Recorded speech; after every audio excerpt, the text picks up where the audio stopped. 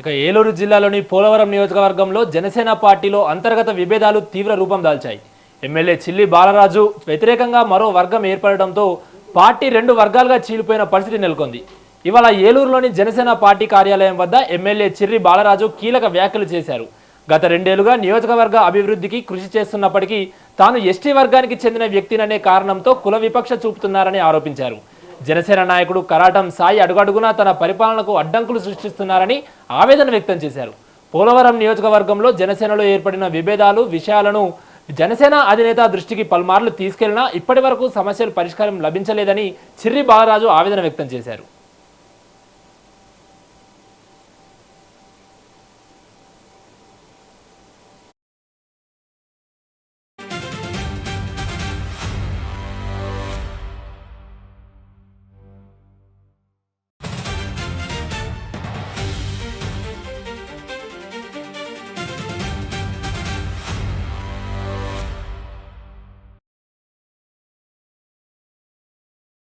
ఇక బులెటిన్లో breaking news చూస్తున్నాం. ఏలూరు జిల్లాలోని పోలవరం నియోజకవర్గంలో జనసేన పార్టీలో అంతర్గత విభేదాలు తీవ్ర రూపం దాల్చాయి.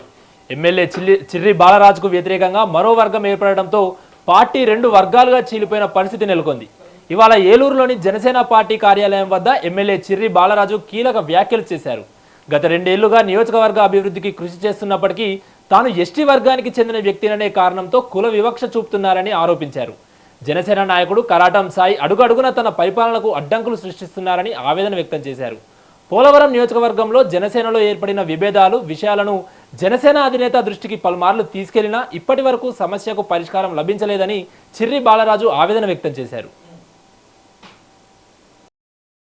ఏదైతే మాట వినేటువంటి నాయకులు తమ ఏదైతే చెప్తే చేసే నాయకులకు మాత్రం పదవి ఇవ్వాలని ప్రయత్నం చేశారు.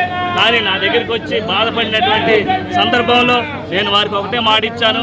నేను మీతో పాటు ఏదైతే అప్లికేషన్ ఇవ్వడానికి నేను ఏలూరు నేను కూడా వస్తాను, మిమ్మల్ని తీసుకెళ్ళి నేను అప్లికేషన్ ఇస్తానని చెప్పేసి ఈరోజు సుమారు 400 మందితో నేను ఇక్కడ ఈ పార్టీ ఆఫీస్కి రావడం జరిగింది. ఖచ్చితంగా ఏదైతే జనసేన పార్టీ కోసం ప్రాణం ఇచ్చేటువంటి జన సైనికుల కోసం ఈరోజు నన్ను గెలిపించినటువంటి జన సైనికుల కోసం ఈరోజు నేను ఏలూరు రావడం జరిగింది.